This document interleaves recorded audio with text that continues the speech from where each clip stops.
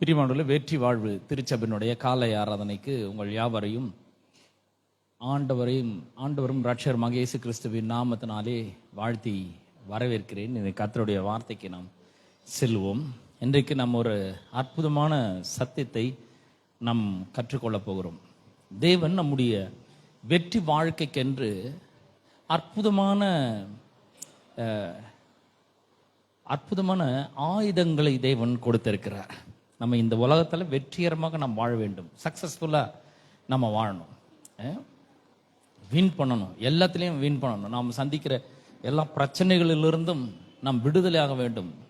அதுக்கு இந்த வேதத்திலிருந்து ரொம்ப அருமையான சில வார்த்தைகள், நம்முடைய வாழ்க்கையை தலைகீழ மாற்றக்கூடிய சில ஸ்கிரிப்சர்ஸ் வார்த்தைகளை நான் உங்கள் மத்தியிலே பகிர்ந்து கொள்ள வேண்டும் என்று விரும்புகிறேன். முதல்ல ஒரு வசனத்தை நான் வாசிக்க போறேன். 2 தீமோத்தேயு 1ஆம் அதிகாரம் 7ஆம் வசனத்தை வாசிக்கிறேன். 2 தீமோத்தேயு 1ஆம் அதிகாரம் 7ஆம் வசனம். தேவன் நமக்கு பயமுள்ள ஆவியை கொடாமல் பலமும் அன்பும் தெளிந்த புத்தியுமுள்ள ஆவியையே தந்திருக்கிறார், கொடுத்திருக்கிறார். எவ்வளோ ஒரு அற்புதமான வசனம் பாருங்க. பல நேரங்களில் நம்முடைய குடும்பங்களிலும் நம்முடைய வீடுகளிலும் ஒரு இனம் புரியாத ஒரு பாரம், ஒரு சோகம். வீட்டில் இருக்கிறவங்க பார்த்தீங்கன்னா அவங்க முகங்கள் ஒருபொழுதும் எப்பவுமே ஒரு சந்தோஷமே இருக்கிறதே கிடையாது. ஒரு மாதிரி துக்கமாக தொங்கி போய் சோகமாக எத்தையாவது நினச்சின்னு கவலைப்பட்டுக்கின்னு எதுக்காவது பயந்து கொண்டு இருப்பாங்க. குடும்பம் இப்படிதான் இருக்கும். நிறைய குடும்பங்களை நீங்கள் பார்க்கும்பொழுது அதை நீங்கள் பார்க்கலாம். வேற சில குடும்பங்களை நீங்க பார்க்கும்பொழுது தொடர்ந்து பதட்டம், எப்போ என்ன நடக்கும், எப்போ சண்டை வெடிக்கும்னு தெரியவே தெரியும். அப்படிப்பட்ட நிலை இருக்கும் குடும்பங்கள்ல. நீங்க பார்த்துருக்கீங்கன்னு தெரியல. அது மட்டும் இல்லை, நீங்க நம்முடைய குடும்பங்கள்ல நம்மளுக்கு பார்த்தீங்கன்னா பிள்ளைகளோடும் நமக்கும் ஒரு பெரிய ஒரு ஸ்ட்ரைப், சண்டை, பேட்டில், எப்போ பார்த்தாலும் ஒரு கடுமையான ஒரு யுத்தம் நடந்துகிட்டே இருக்கும். எப்பவுமே நம்ம சமாதானமாக பேசுறதே கிடையாது, சந்தோஷமாக பேசுறதே கிடையாது. ஒரு இறுக்கம், ஒரு பதட்டம், ஒரு பாரம் அழுத்தி கொண்டே இருக்குது. அப்படிப்பட்ட ஒரு வீடுகள், நிறைய வீடுகளில் பார்த்தீங்கன்னா மனசோர்வு, டிப்ரெஷன் பார்த்தீங்கன்னா அப்படியே அழுத்தி கொண்டே இருக்குது. பலவிதமான யோசனைகள் உள்ளே போயிட்டே இருக்குது. அது மட்டும் கிடையாது, எதிலாவது ஒரு அடிமைத்தனம். அது மட்டும் இல்லை, திடீர்னு ஏதாவது ஒரு வியாதி நீங்கள் குடும்பத்தில் பார்த்துருக்கீங்களா? நல்லா போயிட்டே இருக்கும், திடீர்னு பார்த்தீங்கன்னா என்னமோ ஒரு வியாதி அந்த குடும்பத்தை தாக்கும். இப்படி பல சூழ்நிலைகள் இந்த குடும்பங்களில் நடக்கும்பொழுது, திடீர் சுகவீனம், திடீர் பலவீனம், இதெல்லாம் தாக்கும் பொழுது இதெல்லாம் தற்செயலாக நடக்குதுன்னு நம்ம நினச்சிட்டு இருக்கோம். இல்லை, இது தற்செயலாக நடக்கிறது கிடையாது. இது சத்துருனுடைய வேலையா இருக்கிறது. நமக்கு ஒரே ஒரு சத்துரு தான். we have only one enemy. நம்முடைய வாழ்க்கை துணை நம்முடைய சத்துரு இல்லை, நம்முடைய பிள்ளைகள் நம்முடைய சத்துரு அல்ல, நம்முடைய பெற்றோர் நம்முடைய சத்துரு கிடையாது. நமக்கு ஒரே ஒரு எதிரி தான் இருக்கிறான். அந்த எதிரி யாருன்னா சாத்தான், பிசாசு. அவன் தான் நம்முடைய பரம எதிரி. அவன் ஒரே ஒருத்தன் தான் நமக்கு எதிரியா இருக்கிறான். அப்ப இந்த மாதிரி ஒரு தொடர்ச்சியான ஒரு பதட்டம், குடும்பத்துல எப்பவுமே சண்டை, ஒரு பெரிய குழப்பம் நிலவுறது, ஒரு பெரிய பாரம் அழுத்துறது, எல்லாம் ஏதாவது ஒரு யோசனையிலே இருக்கிறது. ஒரு என்னமோ ஒரு கவலை போட்டு மனிதனை அழுத்தி கொண்டு இருக்குது. குடும்பங்களில் ஒரு பாரம், எப்போ பார்த்தாலும் சண்டை, தொடர்ச்சியான பதட்டம், திடீர் வியாதி, இதெல்லாம் வரும்பொழுது ஒருவேளை உங்களோட குடும்பத்தில் இந்த மாதிரிலாம் இருக்கும்னா, ஒருவேளை நீங்கள் யூடியூப்ல ஃபேஸ்புக்கில் கூட பார்த்து கொண்டு இருக்கலாம். இதெல்லாம் பார்த்துட்டு இருக்கீங்க, இந்த மாதிரிலாம் உங்களோட குடும்பத்தில் இருக்கு அப்படின்னு சொன்னால், இது தற்செயலாக நடக்கவில்லை. சத்துரு ஒருத்தர் இருக்கிறான், அவன் தான் இந்த வேலையை அவன் செய்கிறவனா இருக்கிறான். ஆனா ஒரு நற்செய்தி என்னவென்றால், தேவன் ஏற்கனவே இவனை ஜெயிக்கக்கூடிய ஒரு வல்லமையை, ஒரு பெரிய ஆயுதத்தை கர்த்தர் நமக்கு தருகிறார். இந்த எல்லா ஒரு அசுத்த வல்லமைகளும் நம்முடைய குடும்பத்தை விட்டு, இப்படிப்பட்ட இந்த திடீர் வியாதி, இந்த பதட்டம், தொடர்ச்சியான பதட்டம், இதெல்லாம் வெளியே அனுப்புறதுக்கான ஒரு அதிகாரத்தை தேவன் நமக்கு ஏற்கனவே கொடுத்திருக்கிறார். அதை நம்ம பேசும்பொழுது, அதை நம்ம அந்த வார்த்தையை நம்ம டிக்ளேர் பண்ணும்பொழுது, அதுவே போதும் நம்முடைய குடும்பத்தை மீட்டெடுக்க முடியும். அப்ப இந்த பாருங்க, ஒரு வார்த்தையை நம்ம பேசும்போது, கடவுளுடைய வார்த்தை. இப்ப நான் உங்களுக்கு ஒரு வசனத்தை கற்றுக் கொடுத்தேன் இல்லையா, 2 தீமோத்தேயு 1ஆம் அதிகாரம் 7ஆம் வசனத்தை நான் சொல்றேன். இப்ப நீங்க வந்து அதை எடுத்து சொல்லும் பொழுது, தேவன் எனக்கு பயமுள்ள ஆவியை கொடாமல் பலமும் அன்பும் தெளிந்த புத்தியும் உள்ள ஆவியை தந்திருக்கிறார், கொடுத்திருக்கிறார் அப்படின்னு நீங்க சொல்லும் பொழுது, அங்க சொல்லும் பொழுதே ஒரு சண்டை அங்க உருவாது. யாருக்குன்னா, நமக்கும் இந்த ஸ்பிரிச்சுவல் ஃபோர்ஸஸ்க்கும், நமக்கும் பிசாசுக்கும், நமக்கும் இந்த டீமனுக்கும் ஒரு பெரிய ஃபைட்டு நடக்க ஆரம்பிக்க பாருங்க. இந்த பிசாசை துரத்தணும்னா அவன்கிட்ட போய் ஆர்கியூ பண்ணின்னு இருக்க முடியாது. அவன்கிட்ட போய் வாக்குவாதம் பண்ணி இருக்க முடியுமா? வாக்குவாதம் பண்ணி துரத்த முடியுமா? அவன்கிட்ட போய் அறிவுபூர்வமா பேசி அவனை துரத்த முடியாது. ஆனா நீங்க கடவுளுடைய வார்த்தையின் மேல அதிகாரத்தோட நீங்க நிற்கும் பொழுது, கர்த்தருடைய வாக்குத்தத்தத்தின் மேல உங்களுடைய கவனத்தை போக்கஸ வைக்கும் பொழுது, நான் சொல்றேன், நிச்சயமாக அவன் ஓடி போவான். விசுவாசத்தோட அவருடைய வார்த்தையை நாம பேசும்பொழுது, அப்ப மட்டும்தான் அந்த பிசாசு நடுங்க ஆரம்பிக்கிறது. பாருங்க, வேத வசனம் எப்படி சொல்லியிருக்குன்னு பாருங்க. ஒரு வசனத்தை வாசிக்க போறேன். யாக்கோபு எழுதின நிருபம், யாக்கோபு நிருபம் 2ஆம் அதிகாரம் 19ஆம் வசனத்தை வாசிக்கிறேன். தேவன் ஒருவர் உண்டென்று விசுவாசிக்கிறாய், அப்படி செய்வது நல்லதுதான். பிசாசுகளும் விசுவாசித்து நடுங்குகின்றன. demons tremble when God's name was speaking in faith. கடவுளுடைய நாமத்தை விசுவாசத்தோடு பேசும்பொழுது மட்டும்தான் பிசாசு என்ன பண்ணுகிறது? நடுங்குகிறது. தேவன் ஒருவர் உண்டுன்னு பிசாசுக்கு நல்லா தெரியும். அப்ப இயேசுனா யாருன்னு தெரியும், கடவுளுடைய வார்த்தைனா என்னன்னு தெரியும், அவருடைய ரத்தத்தினோட வல்லமை என்னன்னு பிசாசுக்கு ரொம்ப நல்லா தெரியும். நாம ஒரு தேவனுடைய பிள்ளை, விசுவாசத்தோடு இந்த அதிகாரத்தை, தேவனால் நமக்கு கொடுக்கப்பட்டிருக்கிற இந்த அதிகாரத்தை எடுத்து விசுவாசத்தோடு இந்த கடவுளோட வார்த்தை பேசும்பொழுது அவனால் அங்க நிக்க முடியாதுன்றது அவனுக்கு ரொம்ப நல்லா தெரியும். அப்ப நான் கேட்கிறேன், உங்களோட வீட்டில் நீங்க என்ன பேசுறீங்க? உங்க வீட்டில் நீங்க என்னத்தை பேசி பேசி அனுமதிக்கிறீர்கள்?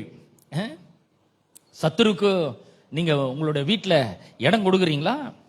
ஆனா நான் உங்களுக்கு சொல்றேன், நற்செய்தி சொல்றேன், இப்போ அது மேல ஒரு பெரிய வெற்றியை எடுக்க முடியும். அந்த வெற்றியை ஏற்கனவே இயேசு கல்வாரி சிலுவையில சம்பாதித்து வைத்திருக்கிறார். அப்ப இந்த வசனங்கள்லாம் வந்து பாத்தீங்கன்னா வெறும் இங்கு மை கொண்டு இந்த பேப்பர்ல அச்சடிச்சுக்கப்பட்டிருக்குது அப்படி நினைக்க கூடாது. இதெல்லாம் வந்து இந்த கடவுளோட வார்த்தை எப்படிப்பட்டதுன்னா, ஒரு ஒரு ஸ்வோர்ட் மாதிரி. இந்த வேர்டுன்றதே வந்து என்னது? ஸ்வோர்ட் மாதிரி. எபிரேயர் நிருபத்துல 4ஆம் அதிகாரம் 12ஆம் வசனத்துல நாம அதை வாசிக்கிறோம். அப்ப என்ன மாதிரி ஒரு தீமை நம்முடைய வீட்டில் இருந்தாலும் சரி, நம்மளால அதை வந்து என்ன பண்ண முடியும்? அதை கட் பண்ணி வெளியே அனுப்ப முடியும். அதை ஸ்ட்ரைக் டவுன் பண்ண முடியும், அடிச்சு நொறுக்க முடியும். பிசாசினுடைய கிரியைகளை அப்படியே அனுபவிச்சு நிற்க வேண்டிய அவசியம் இல்லை. தொடர்ச்சியான பதட்டத்தை அனுபவிக்க வேண்டியதில்லை, குழப்பத்தை அனுபவிக்க வேண்டியதில்லை, சண்டையை அனுபவிச்சுட்டே இருக்க வேண்டியதில்லை. என்னைதான் விடிவு காலம் வரும்னு சொல்லிட்டே இருக்கணும். நம்ம அதெல்லாம் ரொம்ப நல்லா பிரமாதமா சொல்லுவோம்.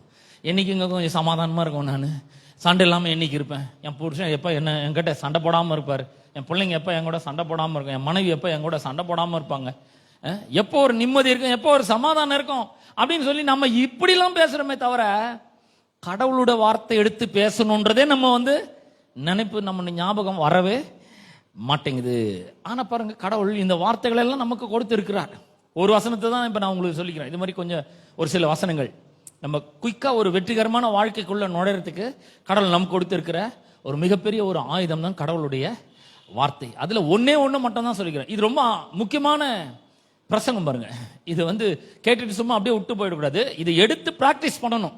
ஒவ்வொரு நாளும் என்ன பண்ணணும்? நம்ம வாயை திறந்து விசுவாசத்தோடு பேசுகிறவர்களா இருக்க வேண்டும். அப்ப அதுக்கு முன்னாடி நான் உங்களை பார்த்து ஒண்ணு கேட்கிறேன்.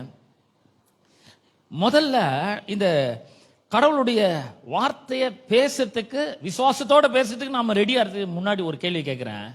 இந்த சத்துரு நம்ம வீட்டில் வந்து ஏராளமான குழப்பங்களையும் சண்டைகளையும் பிரச்சனைகளையும், ஒரு பெரிய பிள்ளைகள் இடத்துல ஒரு பெரிய முரட்டாட்டத்தையும் கீழ்ப்படியாமையும் வச்சு அவன் விளையாடிட்டு இருக்கானே, அவனை வந்து வெளியே அனுப்புறதுக்கு நாம எல்லாம் ரெடியா இருக்கிறோமா? அதுதான் இப்போ நான் ஒரு முக்கியமான ஒரு கேள்வி. அது இல்லைங்க, இது சிலர் வந்து இது வந்து ஒரு ஒரு ஸ்பிரிச்சுவல் வார்ஃபேர்னே தெரியல, ஆவிக்குரிய ஒரு யுத்தம். இது வந்து ஒரு பெரிய சண்டை நடக்குது, ஸ்பிரிச்சுவல் வேர்ல்ட்ல நடக்குது, ஆவிக்குரிய உலகத்தில் நடக்கிற ஒரு சண்டை. இந்த ஒரு பொல்லாத ஆவி, ஒரு அசுத்த ஆவி தான் நம்முடைய குடும்பத்தில் இப்படிப்பட்ட சண்டைகளையும் குழப்பங்களையும் கீழ்ப்படியாமையும் முரட்டாட்டத்தையும், எப்ப பார்த்தாலும் ஆங்கர், கோபத்தையும் தொடர்ந்த பதட்டத்தையும் நம்முடைய குடும்பத்தில் உண்டாக்குறான்றது நிறைய பேருக்கு தெரியவே இல்லை. இன்னைக்கு தெரியுது உங்களுக்கு. இனி தெரிஞ்சு போச்சு நல்லா. ஏன் இதெல்லாம் நடக்குது? இதெல்லாம் தற்செயலாக நடக்கல. பிசாசு ஒருத்தர் இருக்கிறான், அவன் வந்து நம்மளை குழப்ப பார்க்குறான், கடவுளோட வார்த்தையை நம்ம விசுவாசிக்க முடியாதபடி செய்யறான். அது அந்த வேலையில அவன் ரொம்ப அதிகமா ஈடுபடுகிறான். ஆகவே பாருங்க, நீங்க ரெடினா இதை சொல்லி கொடுத்து நானும் ரெடியா இருக்கிறேன். கடவுளோட வார்த்தையை விசுவாசத்தோடு நம்ம என்ன பண்ண வேண்டும்? பேச வேண்டும். அதிகாரத்தோடு இயேசுவின் நாமத்தை என்ன பண்ண வேண்டும்? நாம நம்முடைய வீட்டில் உச்சரிக்க வேண்டும். அப்படி உச்சரிக்கும் பொழுது இயேசுவின் நாமத்துல அப்படின்னு நம்ம சொல்லும் பொழுது அங்க பிசாசுக்கு இடமே இல்லை. அவன் நிச்சயமாக ஓடி போவான். ஒரு வேத வசனம் சொல்லுகிறது, யாக்கோபு 4:7 தேவனுக்கு கீழ்ப்படிந்திருங்கள், பிசாசுக்கு என்ன பண்ணுங்கள்? எதிர்த்து நில்லுங்கள், அப்பொழுது அவன் உங்களை விட்டு ஓடி போவான். எதிர்த்து நிக்காத வரைக்கும் அவன் ஓடி போக முடியாது. எதிர்த்து நிக்கணும். அப்ப முதல்ல அவன் இந்த மாதிரி வேலையெல்லாம் செய்யறான்னு தெரிஞ்சாதானே அவனை எதிர்த்து நிக்க முடியும். அவன் வந்திருக்கிறான்னு தெரிஞ்சாதானே நம்ம எதிர்த்து நிக்க முடியும். நாம என்ன நினைக்கிறோம்? இந்த மனைவி பாருங்க, இவ்வளவு கட்டினதுனால இருந்தாங்க இவ்வளவு பிரச்சனை எனக்கு. மனைவியை வந்து நம்ம எதிர்த்து நிற்கிறோம். இந்த பிள்ளைங்களால தான் எனக்கு இவ்வளவு கஷ்டங்க. நம்ம பிள்ளைங்களை ஏத்து நின்று இருக்கிறோம். ஒண்ணு கூட அடங்க மாட்டேங்குதுங்க, ஒண்ணு கூட கீழ்ப்படியவே மாட்டேங்குது, ஒண்ணு கூட சரியா இல்லை, எல்லாமே ஏத்து பேசிட்டு இருக்கு. நம்ம என்ன நினைக்கிறோம்? எதிரி வந்து இந்த மனைவி தான், புருஷன் தான், பிள்ளைகள் தான், அடங்க மறுக்கிற இந்த பிள்ளைகள் தான், கீழ்ப்படியாம போகிற இந்த பிள்ளைகள் தான். அப்படிதான் நம்ம நினைக்கிறோமே தவிர, எதிரி ஒருத்தன் பிசாசு உள்ள வந்திருக்கிறாங்க, அவன் வந்து குழப்பத்தை உண்டு பண்ணின்னு இருக்கிறான், சண்டை உண்டு பண்ணி கொண்டு இருக்கிறான், தேவையில்லாத பாரத்தை போட்டு அமுத்தி கொண்டு இருக்கிறான் நம்மள. கடவுளுடைய வார்த்தையை கவனிக்க முடியாதபடி, கடவுளுடைய வார்த்தையை விசுவாசத்தோடு பேச முடியாதபடி, கடவுளுடைய நாமத்தை, இயேசுவின் நாமத்தை அதிகாரத்தோட சொல்ல முடியாதபடி பிசாசு ஒருத்தன் வேலை செய்து கொண்டு இருக்கிறான் என்பதையே நாம யோசிக்கவே மறந்துகிறோம். அப்ப இன்றைக்கு நான் ஒரு முக்கியமான ஒரு விஷயத்தை சொல்றேன். இந்த அண்ட சராசரத்தில் மிக மிக வல்லமையான ஒன்று இருக்கும்னா அது கர்த்தருடைய வார்த்தை மட்டும்தான். ஆமென். கர்த்தருடைய வார்த்தை மட்டும்தான் ரொம்ப ரொம்ப powerful. Nothing more powerful in the universe than the word of God. இந்த முழு உலகத்திலும் முழு அண்ட சராசரத்திலையும் நீங்க எடுத்துக்கிட்டீங்கன்னா கர்த்தருடைய வார்த்தையை தவிர வல்லமையானது வேற எதுவுமே கிடையாதுங்க. எத்தனை பேர் விசுவாசிக்கிறீங்க? நான் ரொம்ப ஆழமா விசுவாசிக்கிறேன். அந்த கர்த்தருடைய வார்த்தை எப்படிப்பட்டது? அந்த கர்த்தருடைய வார்த்தை தான் நாம பார்க்கிற எல்லாவற்றையும் சிருஷ்டித்தது. அவர் சொன்ன உண்டாக கடவுள் சொல்றாரு, உண்டாச்சது. அதான் அதே சேம் வாய்ஸ் தான். அவர் என்ன பண்றாரு? அந்த வார்த்தைக்கு வாய்ஸை கொடுக்குறாரு. அதே வார்த்தை தான், ஆனா அவர் வாய்ஸ் கொடுக்குறாரு. என்ன பண்றாரு? சமுத்திர ஜலம் ரெண்டாக பிரிய கடவுது. பாத்தீங்கன்னா அந்த சமுத்திர ஜலமே ரெண்டா பிரிஞ்சிடுச்சுங்க. அங்க பிரிச்சவர் தான் மோசேனுடைய காலத்துல செங்கடலே பிடிக்கிறார். போ தூரம், என் ஜனங்க போனுங்க வழி விடு சொன்னோன்னு அந்த செங்கடலை பிரிந்து வழி விடுகிறதை பார்க்கிறோம். The voice of God, the same voice of God which created the heaven and earth, the universe, the same voice that split the seas. அதே வாய்ஸ் தாங்க. இப்ப அதே வாய்ஸ் என்ன பண்ணுது? மரித்தோர உயிரோடு கூட எழுப்புகிறது. எவ்வளவு பவர் பாருங்க. முழு உலகத்திலையுமே கர்த்தருடைய வார்த்தைக்கு இருக்கிற வல்லமை மாதிரி வேற எதுக்குமே கிடையாது. மரித்தோரை உயிரோடு கூட எழுப்புகிறது கர்த்தருடைய voice. The same voice raised dead. அந்த வாய்ஸ் இப்போயும் உயிரோட்டம் உள்ளதா, ஜீவன் உள்ளதா இருக்கிறது. எபிரேயர் 4:12 சொல்லுது, the word of God is alive and powerful என்று சொல்லி இருக்கிறது. தேவனுடைய வார்த்தை ஜீவனும் வல்லமை உள்ளதுமா இருக்கிறது. பவர்ஃபுல்லா இருக்குது, லைவா இருக்கு, அலைவா இருக்கு, ஜீவன் உள்ளதா இருக்குது. இந்த வார்த்தைக்குள்ள ஜீவன் இருக்கு, அந்த வார்த்தைக்குள்ள வல்லமை இருக்கிறது. அப்ப பாருங்க, இது எல்லாமே நமக்கு தெரியுது.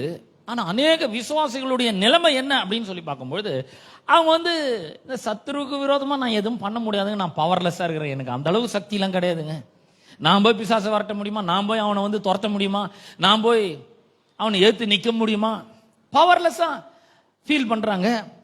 அதனால அவங்க என்ன பண்றாங்க? தோல்வி அடைந்தவர்களாவே வாழ்க்கையில நடை போட்டு கொண்டு இருக்கிறார்கள். பாரம் அவர்களை, பயம் என்கிற ஒரு பாரம் அவர்களை அழுத்துகிறது, கவலை அவர்களை போட்டு அழுத்துகிறது. திரும்ப திரும்ப திரும்ப ஒரே விதமான ஒரு சைக்கிள் ஆஃப் சின், அதுல வந்து சிக்கி தவித்து கொண்டு இருக்கிறார்கள். அவர்கள் ஒடுக்கப்படுகிறார்கள். ஆனா நான் கேட்கிறேன், இதுக்காகவா கடவுள் நம்மளை அழைச்சிக்கிறார்? ஒரு வெற்றிகரமான வாழ்க்கை வாழ்றதுக்காக அழைச்சிக்கிறாருங்க. ஒரு வித்தியாசமான வாழ்க்கையை வாழும்படியாக கர்த்தர் அழைத்திருக்கிறார். அப்ப பிசாசு என்ன விரும்புறான்னா, நீங்க வாயை திறக்க கூடாது, நீங்க சைலண்டா இருக்கணும். வாயை திறந்து வசனத்தை பேசவே கூடாதுன்றதுல அவன் ரொம்ப குறியா இருக்கிறான், அவன் ரொம்ப கவனமாக இருக்கிறான். ஏன்னா நீங்க வாயை திறந்தா அவனுடைய வேலை முடிஞ்சிருது, அவனுடைய நேரம் முடிஞ்சிடுச்சுன்னு அவனுக்கு தெரியும். நம்மளால இனிமேல் இந்த விசுவாசி கர்த்தருடைய நாமத்தை அதிகாரத்தோட பேசும்போது, இந்த விசுவாசி, இந்த தேவனுடைய பிள்ளை கர்த்தருடைய வார்த்தை எடுத்து அதிகாரத்தோட விசுவாசத்தோட பேசும்போது அந்த இடத்துல அவனால இருக்க முடியாதுன்றது அவனுக்கு ரொம்ப நல்லா தெரிஞ்சு போயிடுச்சு. பாருங்க, நம்ம எல்லாருமே இயேசு கிறிஸ்துவை பின்பற்றுகிறோம் இல்லையா? இப்ப இயேசு 40 நாள் வனாந்தரத்தில் சோதிக்கப்படுறாரு. யாருனால? பிசாசுனால சோதிக்கப்படும்படி ஆவியானவரால வனாந்தரத்துக்கு கொண்டு போகப்பட்டார். மத்தேயு சுவிசேஷம் 4ஆம் அதிகாரம் 1ஆம் வசனத்திலிருந்து நம்ம வாசிக்கிறோம். ஆவியானவரால வனாந்தரத்துக்கு கொண்டு போகப்படுற எதுக்கு? பிசாசுனால சோதிக்கப்படும்படி கொண்டு போகப்படுற. அப்படி கொண்டு போகப்படும் பொழுது பிசாசு அவரை சோதிக்கிறான். அவரை சோதிக்கும் பொழுது 3 முறையும் அவர் என்ன சொல்றாரு? என்றும் எழுதியிருக்கிறதே. இந்த எழுதி இருக்கிற கடவுளுடைய வார்த்தைக்கு அவர் என்ன பண்றாரு? வாய்ஸ் கொடுக்குறாருங்க, குரல் கொடுக்குறாரு. நல்ல கவனிங்க, அந்த வார்த்தைக்கு அவர் குரல் கொடுக்கிறார். உன் தேவனாகிய கர்த்தரை பரீட்சை பாராதிருப்பாயாக என்றும் எழுதியிருக்கிறதே. உன் தேவனாக கர்த்தர் ஒருவரே ஆராதித்து அவரே சேவிப்பாக என்றும் எழுதியிருக்கிறதே. அவரே பணிந்து கொண்டு அவரே ஆராதிக்க வேண்டும் என்று எழுதியிருக்கிறதே. அப்பத்தினால் மாத்திரமல்ல, தேவனுடைய வாயிலிருந்து புறப்படுகிற வார்த்தையினாலே பிழைப்பான் என்று எழுதியிருக்கிறார். என்றும் எழுதியிருக்கிறது. எழுதியிருக்கிற வார்த்தைக்கு அவர் வாய்ஸ் கொடுக்கிறார். நம்ம என்ன பண்றோம்? இந்த எழுதியிருக்கிற வார்த்தையை பேப்பர்ல இங்கு வச்சு பிரிண்ட் பண்ணியிருக்கிற வார்த்தையை பயபக்தியா எடுக்கிறோம், ஷெல்ஃபில் வச்சுக்கிறோம், நம்ம ரூம்ல வச்சுக்கிறோம், டேபிள் மேல வைக்கிறோம், தொடச்சி வைக்கிறோம், அதை ரொம்ப அழகுபடுத்தி வைக்கிறோம், பைண்ட் பண்ணி வைக்கிறோம், மேல பெயர் போட்டு வைக்கிறோம். ஆனா வாயை திறந்து பேசுறது மட்டும் கிடையாது. அவ்வளவுதான், மீதி எல்லாமே நம்ம பண்றோம்.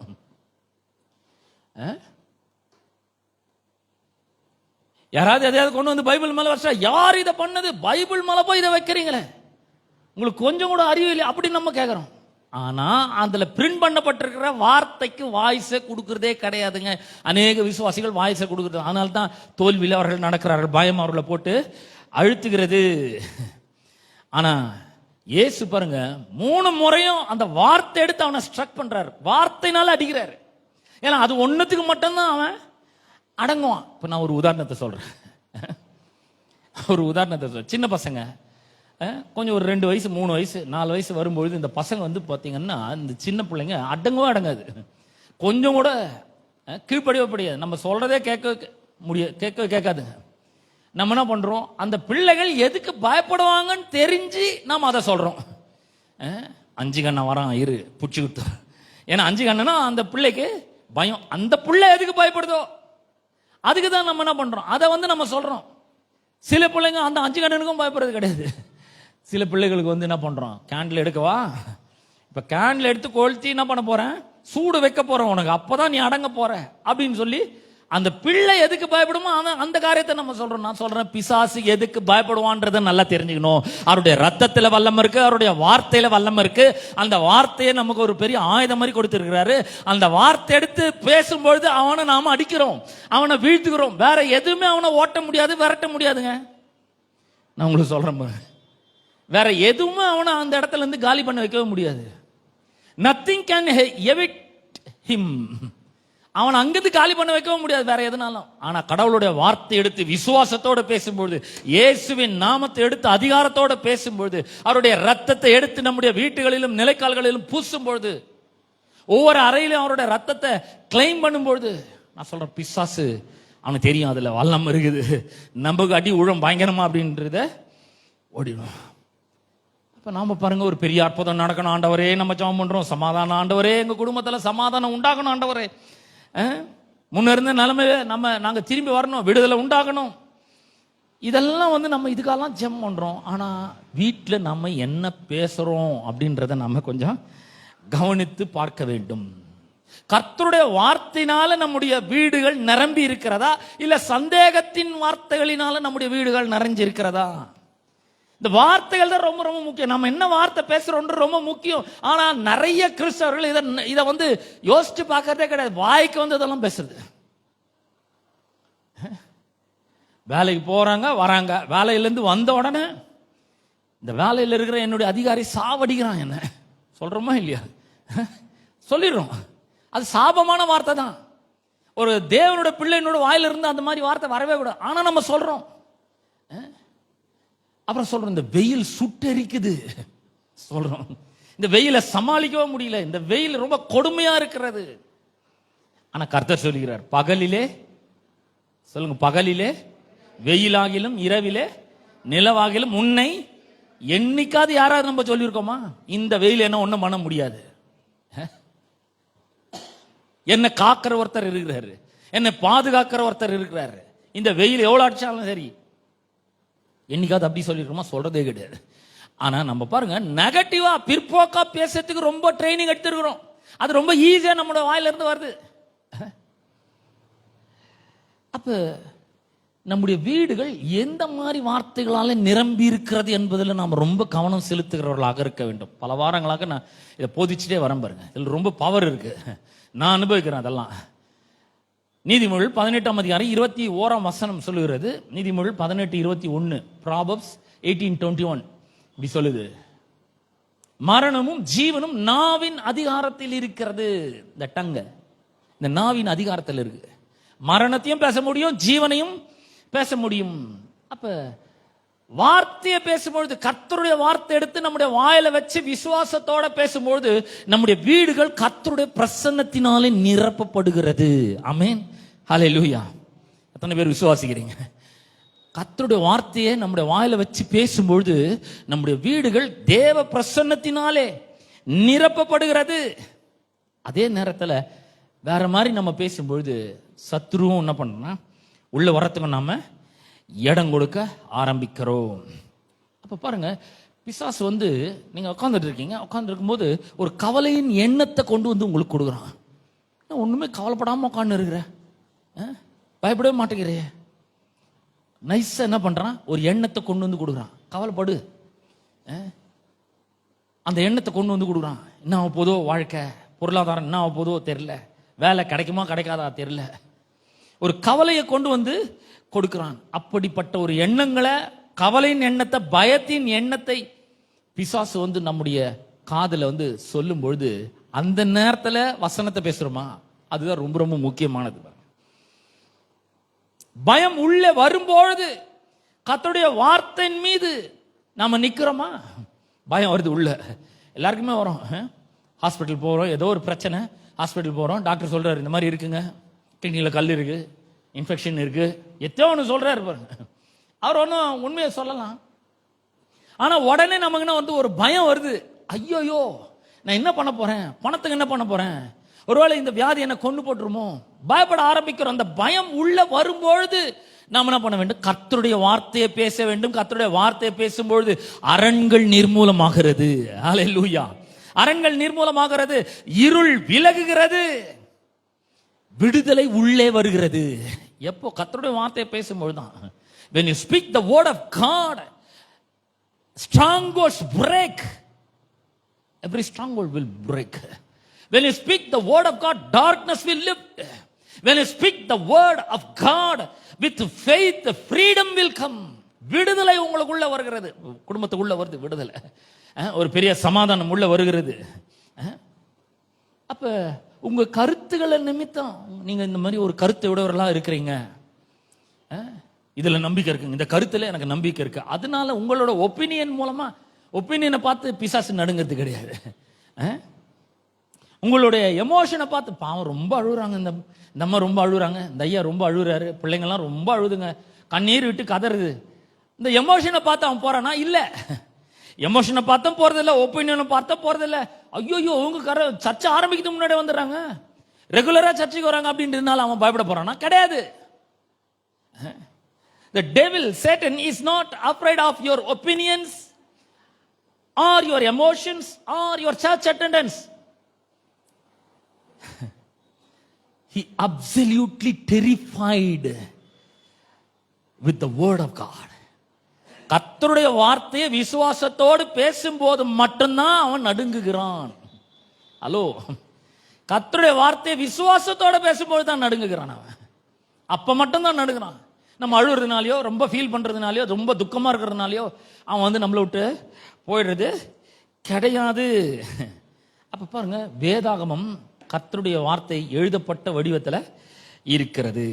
நீங்க பேசும்பொழுது என்ன பண்ணுது? பரலோகம் உடனே வேலை செய்ய ஆரம்பிக்குது. நரங்க நடுங்க ஆரம்பிக்கிறது. Hell trembles, heaven moves.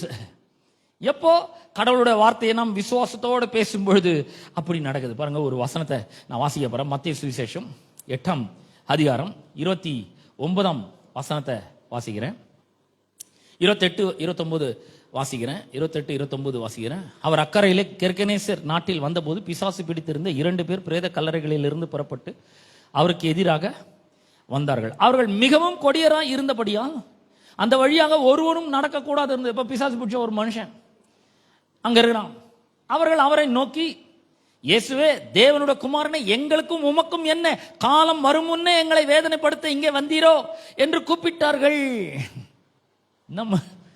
நம்ம இயேசு போறாருங்க, அங்க அந்த ஊர்ல போய் காலை வைக்கிறாரு, அந்த இடத்துல போய் காலை வைக்கிறாரு. கெர்கெனேசர் நாட்டுக்கு போய் காலை வைக்கிறாரு.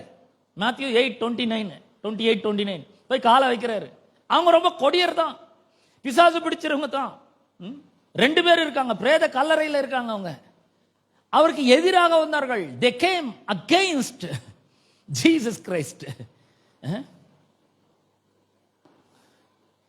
உடனே அந்த பிசாசுகள் ரெகக்னைஸ் வந்து, he is the son of God, அவர் தேவனுடைய குமாரனா இருக்கிறார், எங்களை வேதனைப்படுத்தவா நீர் வந்தீர்?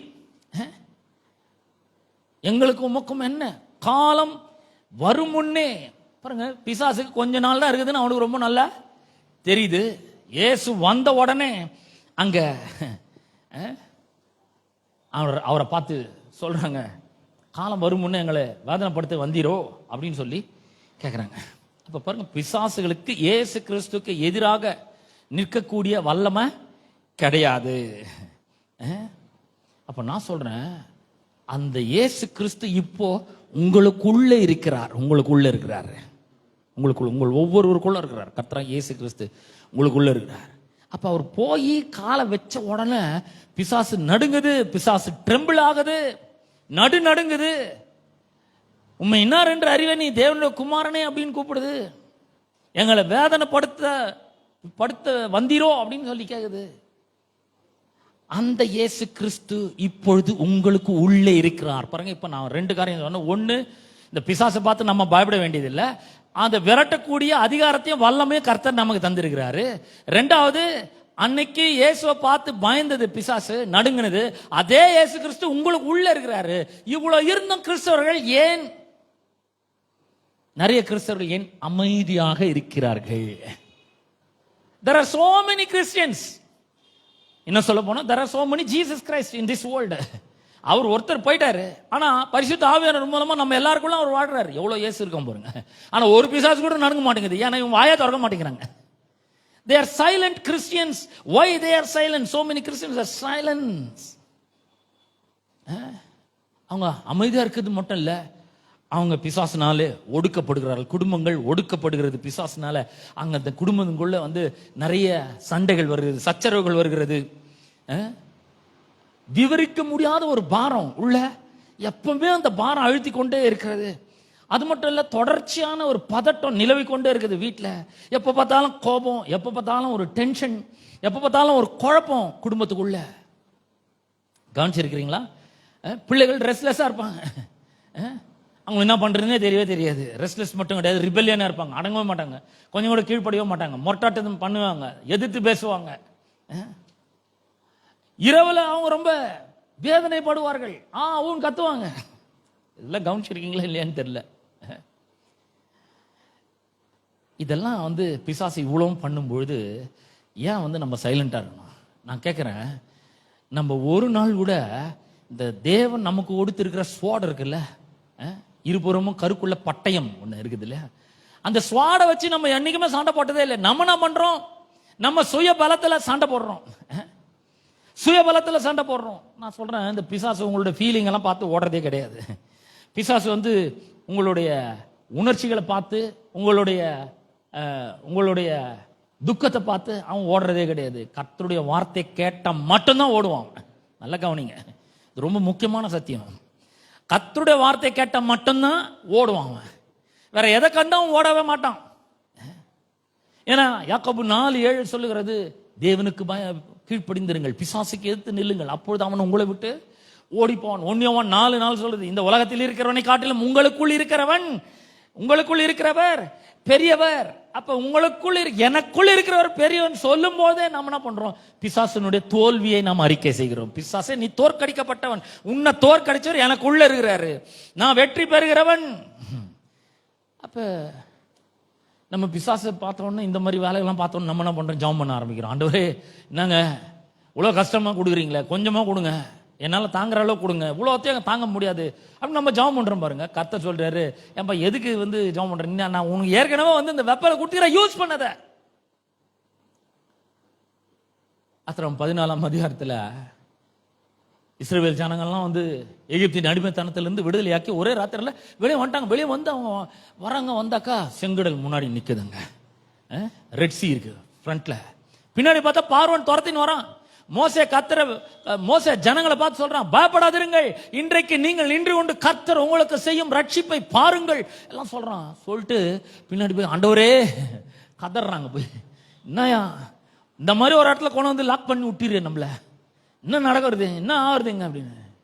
கர்த்தர் சொல்றாரு, என்கிட்ட ஏன் புலம்புறேன்? உன் கையில் என்ன இருக்கு? ஏற்கனவே கொடுத்துட்டுக்கிறாரு. என்ன இருக்கு உங்ககிட்ட? கோல் தாங்க, நீட்டு சமுத்திரத்து மேல நீட்டு. இன்னைக்கு கர்த்தர் நம்ம கண்ணுக்கு தெரிகிற விதத்தில் வந்தார்னா அவர் சொல்லுவார், ஏன்பா என்ன நோக்கி ஜெபம் பண்ணுகிற? இந்த டென்ஷனையும், கான்ஸ்டன்ட் டென்ஷனையும், இந்த நைட் மேர்ஸையும், அப்புறம் கன்ஃபியூஷனையும், பிசாசினுடைய டார்மெண்ட்டையும், இதெல்லாம் கொஞ்சம் குறைங்க ஆண்டவரே, நீ என்ன பார்த்து சொல்ற? உனக்கு ஏற்கனவே வசனத்தை கொடுத்துக்கிறேன்ல, இருபுறமும் கருக்குள்ள பட்டத்தை கொடுத்துக்கிறேன், யூஸ் பண்ணு, வா தர, பேசு அப்படின்றாரு. ஹலோ, மோசே கோலை நீட்டினாங்க. கர்த்தர் சொல்லிட்டு நீட்டுன்னு சொன்னார். நீட்டினா ரெண்டா பழந்துச்சு. அந்த செங்கடல் ரெண்டா பழந்துச்சு.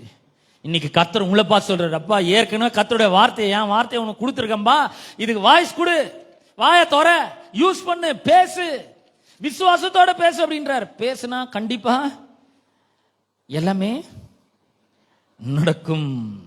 அப்ப நம்ம என்ன பண்ணோம்? நம்ம வாயை திறக்கணும். வாயை திறக்காத கிறிஸ்தவங்களை பார்த்துருக்கீங்களா? சிலர் சாட்சியா சொல்லுவாங்க, கிறிஸ்தவருங்க அவரு ரொம்ப சைலண்ட், வாயை திறக்க மாட்டாருங்க, ரொம்ப சைலண்ட் கிறிஸ்டியன். சைலண்ட் கிறிஸ்டியனே இருக்கவே கூடாது. பேசுற கிறிஸ்தவர்களாக நாம் இருக்க வேண்டும். வாயை திறந்து பேசணும். கர்த்தர் சொன்ன வார்த்தை என்ன பண்ண வேண்டும்? எடுத்து பேச வேண்டும். இந்த சைலண்ட் கிறிஸ்டியனை பார்த்து பிசாசு ஒருபோதும் நடுங்கிறதே கிடையாது. அவனுக்கு அவங்கள பத்தி அக்கறையே கிடையாது. ஆனா ஒரு விசுவாசி தன்னுடைய வாயை திறந்து கர்த்தர் அவனுக்கு கொடுத்திருக்கிற வார்த்தைகளை தைரியமாய் பேசும்பொழுது, கர்த்தருடைய நாமத்தை, இயேசுவின் நாமத்தை அதிகாரத்தோட பேசும்பொழுது அவனை பார்த்து பிசாசு பயப்படுறாங்க. நான் உங்களை பார்த்து சொல்றேன் பாரு, குழப்பத்தில் இருக்க வேண்டிய அவசியம் இல்லை, கவலையில் இருக்க வேண்டிய அவசியம் இல்லை, பாரத்தில் இருக்க வேண்டிய அவசியம் இல்லை, பயத்தில் இருக்க வேண்டிய அவசியம் இல்லை. அப்ப இன்னொரு விஷயம் ரொம்ப முக்கியமானது என்னன்னா, இந்த பிசாசுகள்லாம் திடீர்னு தற்செயலா நம்ம வீட்டுக்குள்ள நுழையிறது கிடையாது. எப்பவுமே நுழையது கிடையாது. எப்ப கதவை திறந்து வைக்கிறோமோ அப்பதான் என்ன பண்ணுவோம்? நாங்க இதுக்கு முன்னாடி ஒரு வீட்டில் இருந்தோம் பாருங்க. வீட்டில் இருக்கும்பொழுது நாங்கள் அப்பதான் சர்ச்சிலேருந்து வீட்டுக்கு வந்தோம். வீட்டுக்கு வந்துட்டு நாங்கள் வண்டியெல்லாம் நிற்க வச்சுட்டு ஃபர்ஸ்ட் ஃப்ளோரில் எங்கள் வீடு, நேராக எங்கள் வீட்டுக்கு போனோம். கதவை திறந்தோம், கேட்டு திறந்து, அப்புறம் அந்த ஃப்ரண்ட் கேட்டெல்லாம் திறந்து உள்ளே போனோம் பாருங்க. உள்ளே போயிட்டு எல்லாம் கொஞ்சம் ரூமில் ரிலாக்ஸ் பண்ணோம். எல்லாம் வெயிலில் வந்துக்கிறமேன்னு சொல்லி கொஞ்சம் ரிலாக்ஸ் பண்ண பாருங்க. கதவை திறந்தா விட்டோம். அந்த கதை வழியா எப்பவுமே பார்த்தீங்கன்னா எங்கள் வீட்டு எதிர்க்க, எங்கள் வீட்டு மாடியிலெல்லாம் பார்த்தீங்கன்னா நிறைய குரங்குகள் இருக்கும். இந்த குரங்குங்க என்ன பண்ணுச்சு, ஒன்று பின்னாடி ஒன்று அப்படியே நைஸாக உள்ளே கிச்சனுக்குள்ளே பருப்பு டப்பா, அரிசி எல்லாத்தையும் ஓப்பன் பண்ணி பார்த்துன்னு இருக்குது. எல்லாத்தையும் என்னடா உள்ள சத்தம் கேட்குது பார்த்தா இந்த குரங்குங்க கிச்சனில் நிறைய எல்லாத்தையும் கீழே கொட்டின்னு டமால் டுமால் சவுண்டு கேட்டு ஏஞ்சி பார்த்தா குரங்கு பருப்பெல்லாம் கீழே கொட்டி கிடக்குது, அரிசியெல்லாம் கீழே கொட்டி கிடக்குது. யாரான்னு எட்டி பார்த்தா அந்த குரங்கு அப்படின்னு அப்படி அடிச்சு வரட்டணும் பாருங்க. தப்ப தப்ப தப்பன்னு ஓடுது எல்லாமே. எப்படி நோடுது பார்த்தா ஒரு என்ட்ரி பாயிண்ட் ஓபன் பண்ணி வச்சிருக்குது, க்ளோஸ் பண்ணி தான் வந்திருக்காது. அப்ப நான் சொல்றேன், எல்லாத்துக்குமே ஒரு பெரிய என்ட்ரி பாயிண்ட் இருக்கு. என்ட்ரி பாயிண்ட்னு ஒண்ணு இருக்கு. அந்த என்ட்ரி பாயிண்ட்டை ஓபன் பண்ணி வச்சா கண்டிப்பா என்ன பண்றான்? பிசாசு உள்ள நுழைறான். அவன் நமக்கு தெரியாம நுழையணும்னு பாக்குறான். அவன் எப்படியாவது உள்ள நுழையணும்னு பாக்குறான். எப்படியாவது உள்ள புகுந்து குழப்பத்தை விளைவிக்கணும்னு பார்க்கறான். எப்படியாவது உள்ள புகுந்து சண்டை வர வைக்கணும்னு பார்க்கறான். எப்படியாவது உள்ள புகுந்து கணவனுக்கு வந்து மனைவி மேலேயும், மனைவிக்கு கணவன் மேலேயும் கோவம் வர மாதிரி செய்யறான். அவன் என்னமோ பண்றான். கவலையை கொடுக்குறான், பயத்தை கொடுக்குறான், சந்தேகத்தை எழுப்புறான். ஒருவேளை இந்த ஆள் நம்மளை நேசிக்கலையோ, ரகசியமா ஏதோ பண்ணுறான் பொழுது, நமக்கு ஆப்போசிட்டா ஏதோ பண்றான் பொழுது, குடும்பத்தில் இந்த மாதிரிலாம் குழப்பத்தை ஏற்படுத்துறான் பாருங்க. பிசாசு ஏற்படுத்துது, தற்செயல நடக்கிறது இல்லை. உள்ள நுழைறான், ஏதோ ஒரு என்ட்ரி பாயிண்ட் ஒன்று ஓப்பன் பண்ணி வச்சிருக்கோம் நம்ம, அதனால தான் நுழைறான் அவன். அப்ப இந்த என்ட்ரி பாயிண்டை பற்றி பைபிள் ஒரு இடத்துல சொல்லி பாருங்க. யாத்திராகமம் 12ஆம் அதிகாரம் 7ஆம் வசனத்தை உங்களுக்காக நான் வாசிக்கிறேன். 12:7 வாசிக்கிறேன். அதன் ரத்தத்தில் கொஞ்சம் எடுத்து தாங்கள் அதை புசிக்கும் வீட்டு வாசல் நிலைக்கால்கள் இரண்டிலும் நிலையின் மேற்சட்டத்திலும் தெளித்து, அதை என்ன பண்ணணும்? ரத்தத்தை எடுத்து தெளிக்கணும். ஆட்டை எடுக்கணும், 14 நாள் வச்சிருக்கணும். வச்சிருந்து சாயங்காலத்தில் அதை அடிக்கணும், கட் பண்ணி ரத்தத்தை பிடிக்கணும். ரத்தத்தை பிடிச்சி என்ன பண்ணணும்? வேஸ்ட் பண்ணக்கூடாது. சும்மா வீட்டு மேற்சட்டத்திலும் நிலைக்கால்களிலும் ரெண்டிலும் பூசணும். பூசிட்டு இந்த ரத்தத்துக்கு பின்னாடி இருக்கணும். அந்த டோர் வந்து க்ளோஸ் பண்ணிட்டு ரத்தத்துக்கு பேக்ல இருக்கணும். கத்தர் இந்த கட்டளை கொடுக்குறாரு. இந்த கட்டளையை கொடுக்கிறார். 23ஆம் வசனத்தை வாசிக்கிறேன் இப்போ. யாத்திராகமம் 12:23. கர்த்தர் எகிப்தியரை அதம் பண்ணுகிறதற்கு கடந்து வருவார். நிலையின் மேற்சட்டத்திலும் வாசலின் நிலைக்கால்கள் இரண்டிலும் அந்த ரத்தத்தை காணும்போது, நல்லா கவனிங்க, உள்ளகரவன் எகிப்தியனா உள்ளகரவன் இஸ்ரவேலனான்னு தெரியாது. ரத்தம் இருக்குதா அதை தான் பாக்குறாரு. சங்கார தூதன் வரும்பொழுது மேல பாக்குறாரு, மேற்சட்டத்திலும் நிலைக்காலும் பிளட் இருக்கு. பிளட்டுக்கு பின்னாடி இந்த ஜனங்க இருக்காங்க. பிளட்டுக்கு பின்னாடி இந்த ஜனங்க ஓராள கூட டச் பண்ண முடியலங்க. மேற்சட்டத்தில், நிலையின் மேற்சட்டத்திலும் வாசலின் நிழல்கால்கள் இரண்டிலும் அந்த ரத்தத்தை காணும்போது கர்த்தர் சங்காரக்காரனை உங்கள் வீடுகளில் உங்களை அதம் பண்ணுகிறதுக்கு வர ஒட்டாமல் வாசற்படியை விலக்கி கடந்து போவார். சங்கார தூதன் உள்ள வர முடியாது, பிசாசு உள்ள நுழைவே முடியாது. அப்ப பாருங்க, நிறைய பேர் தங்களுடைய வீடுகளை கிறிஸ்துவனுடைய வல்லமையினால மூட மறந்து போகிறார்கள். அதை சொல்றதே கிடையாது. எனக்கு ஒருத்தர் கத்து விட்டாரு, ரத்தத்தை தெளிங்க, ரத்தத்தை பூசுங்க, சோரெல்லாம் பூசுங்க, டோர் மேல பூசுங்க. பாருங்க, அதுல ஒரு பெரிய வல்லம் இருக்குங்க. இந்த டோருக்கு பின்னாடி இருக்கும்பொழுது, ரத்தம் பூசப்பட்ட டோருக்கு பின்னாடி இருக்கும்பொழுது எந்த தீமை அணுகிறது இல்லை. பிசாசு உள்ள நுழையவே முடியாது. சங்கார தூதன் உள்ள நுழையவே முடியாது. அப்ப இந்த கட்டளையை மட்டும் இந்த இஸ்ரவேல் ஜனங்கள் மதிக்காம அவங்க இஷ்டத்துக்கு செஞ்சிருந்தாங்கன்னா என்ன ஆயிருக்கும்னு கொஞ்சம் யோசித்து பாருங்க. அப்ப நாம என்ன பண்ணணும்? டெய்லி இயேசு கிறிஸ்துவனுடைய விலையேற பெற்ற ரத்தத்தை நம்முடைய வீடுகளில் பூசுகிறவர்களாக இருக்க வேண்டும். எபேசியர் 4ஆம் அதிகாரம் 27ஆம் வசனத்துல வேத வசனம் இப்படி சொல்லி, பிசாசுக்கு இடம் கொடாமலும் இருங்கள். பிசாசுக்கு இடம் கொடுக்கூடாது. Don't give him an entry point. உங்க வீட்டுக்குள்ள நுழைறதுக்கு இடம் கொடுக்காதீங்க. கவலைய பேசாதீங்க, கோவப்படாதீங்க. Hello, anger, anxiety, worry, fear, depression, இதெல்லாம் ஒரு என்ட்ரி பாயிண்ட்டுங்க. பிசாசு உங்க வீட்டுக்குள்ள நுழைறதுக்கான ஒரு என்ட்ரி பாயிண்ட் இருக்கு.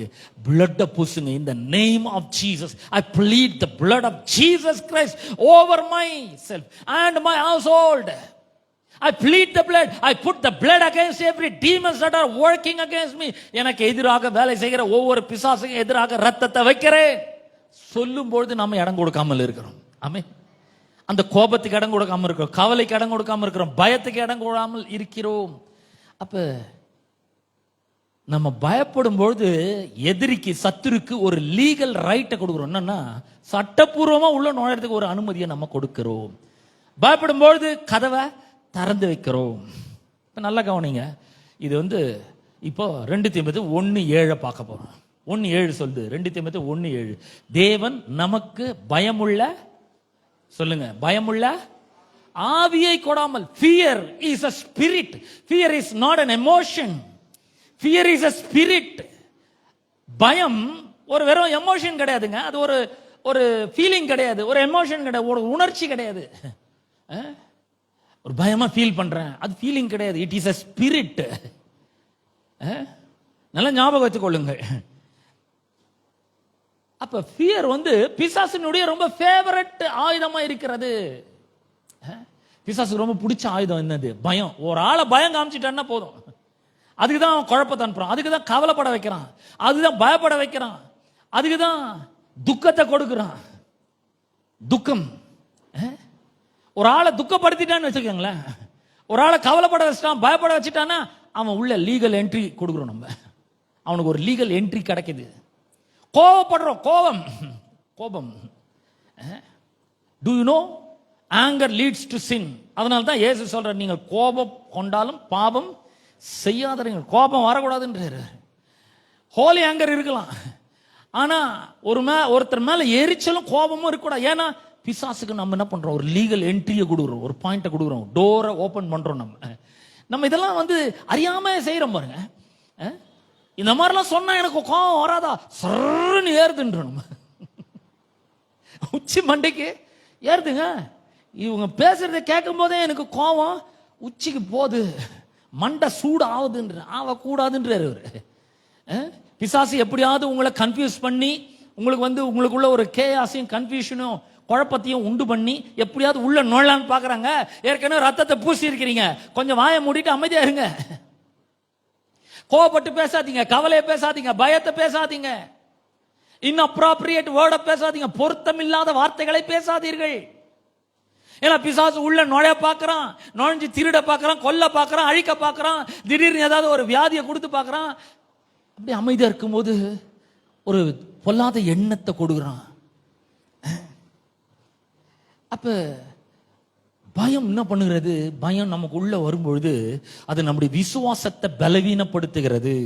பயம் உள்ள வரும்பொழுது பிசாசினுடைய ஒடுக்குதலை நாம வரவேற்கிறோம். ஆனா கர்த்தருடைய வார்த்தையை பேசுற வரைக்கும் அந்த பயம் போறதே கிடையாது, அந்த ஸ்பிரிட் போறதே கிடையாது.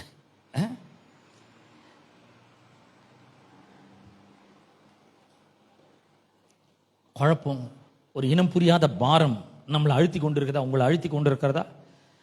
இன்னைக்கே இயேசுவின் நாமத்தினால அந்த எதிரிய உங்கள் வீட்டை விட்டு, உங்களுடைய வாழ்க்கை விட்டு காலி பண்ணுங்க, எவிக்ட் பண்ணுங்க அவனை. அது தேவனிடத்திலிருந்து வர்றதில்லை. பயம் ஒரு ஆவி. தேவன் நமக்கு பயமுள்ள ஆவியை கொடாமல் அது தேவனிடத்திலிருந்து வர்றது கிடையாது. அப்ப நம்ம என்ன பண்ணோம்? வீட்டில் எழுந்து நின்று யோசுவா 24:15 சொல்றது போல, நானும் என் வீட்டாருமே என்றால் கர்த்தரையே சேவிப்போம், நானும் என் வீட்டாருமோ என்றால் கர்த்தரையே சேவிப்போம். எல்லாரும் கரங்களை உயர்த்தி சொல்லுவோம், நானும் என் வீட்டாருமோ என்றால் கர்த்தரையே சேவிப்போம். நல்ல சத்தமா சொல்லுங்க, நானும் என் வீட்டாருமோ என்றால் கர்த்தரையே சேவிப்போம். இன்னொரு முறை, நானும் என் வீட்டாருமோ என்றால் கர்த்தரையே சேவிப்போம். பயத்திற்கு என் வீட்டிலே இடம் இல்லை, குழப்பத்திற்கு என் வீட்டிலே இடம் இல்லை. கரங்களை தட்டி நாம் தேவனை மேம்படுத்தும். வாய் திறந்து சொல்லணுங்க, ஒவ்வொரு முறையும் வாய் திறந்து சொல்லணும். பாருங்க, ராத்திரி பகல்னு பார்க்காம இந்த பயம் நைஸா உள்ள நுழைய ஆரம்பிக்குது. ஏன்னா அது ஒரு ஸ்பிரிட் உள்ள நுழைய ஆரம்பிக்குது. கவலை நம்முடைய மனதை நிரப்புகிறது. அப்புறம் பாரம், துக்கம் நம்மை செயல்பட விடாமல் தடுக்கிறது. இதெல்லாம் வரும்பொழுது பிசாசு தாக்குதலை தொடுத்திருக்கிறான்றது நமக்கு விளங்கணும். நல்ல இதெல்லாம் நமக்கு புரியறதே கிடையாது. பயம் உள்ள நுழையும் பொழுது, கவலை நம்முடைய மனதில் நிரம்பும் பொழுது, துக்கம் நம்மை செயல்பட விடாமல் தடுக்கும் பொழுது பிசாசு நம்மளை தாக்குதலுக்கு உள்ளாக்கி இருக்கிறான் என்பதை நாம அறிந்து கொள்ள வேண்டும். நல்ல கவனிங்க, பயம் it is a liar. fear is a liar. பயம் அது பயங்கரமான பொய்யனா. அந்த பயம் பொய் சொல்லுகிறது. என்ன சொல்லுது? பயம் சொல்லுது, நல்ல கவனிங்க, பயம் இப்படி சொல்லுது, நீ சேஃபா கிடையாது, உனக்கு ஏதோ ஆபத்து வரப்போகுது, உனக்கு என்னமோ நடக்க போகுது, நீ தனியா இருக்க, உன் வாழ்க்கையில் எதுவுமே மாற போறது கிடையாது, பொருளாதாரம் மாற போறது கிடையாது, புருஷன் மாற போறது கிடையாது, மனைவி மாற போறது கிடையாது, பிள்ளைங்க மாற போறது கிடையாது. யார் சொல்றது இதெல்லாம்? பயம் சொல்லுது. You are not safe, you are alone, nothing is going to happen, you'll never be free. ஒன்னும் மாற போறது கிடையாது, உன் ஜபம்லாம் ஒரு பொருட்டே கிடையாது. பயம் சொல்லுங்க, நீ சேஃபாவே இல்லைன்னு பயம் சொல்லுது. அதனால தான் நம்ம ரொம்ப அதிகமா பயப்படுறோம். தனிமையில நாம இருக்கும் பொழுது உள்ள பயம் என்ன பண்ணுது, கிரீப்பின் பண்ணுது, உள்ள எப்படியாவது நுழைய பார்க்குது. நீ பாதுகாப்பா இல்ல, நீ தனியா இருக்கிற, உனக்கு ஏதாவது ஒண்ணு ஆச்சுன்னா யார் வருவாங்க? இப்ப உனக்கு யாருமே கிடையாது, உன்னை நேசிக்கிறவங்க யாரும் உன் பக்கத்துல இல்ல, நீ சேஃபா இல்ல, உன்னால எதுவும் முடியாது, எதுவுமே மாறாது. ஆனா கர்த்தருடைய வார்த்தை சத்தியத்தை சொல்லுகிறது. நான் தனியா இல்ல.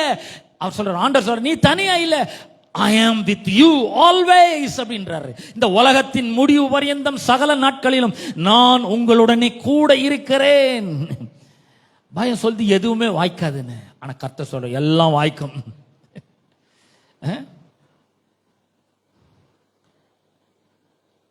நீ சேஃபா இல்ல அப்படின்ற பயம் சொல்லுது. ஆனா கர்த்தர் சொல்ற, நான் உனக்கு வல்லமை கொடுத்திருக்கிறேன், அதிகாரத்தை கொடுத்திருக்கிறேன், நான் உங்களோட இருக்கிறேன், பயப்படாத, திகையாதே, நான் உன்னுடைய தேவனா இருக்கிறேன், நான் உன்னோடு கூட இருக்கிறேன்.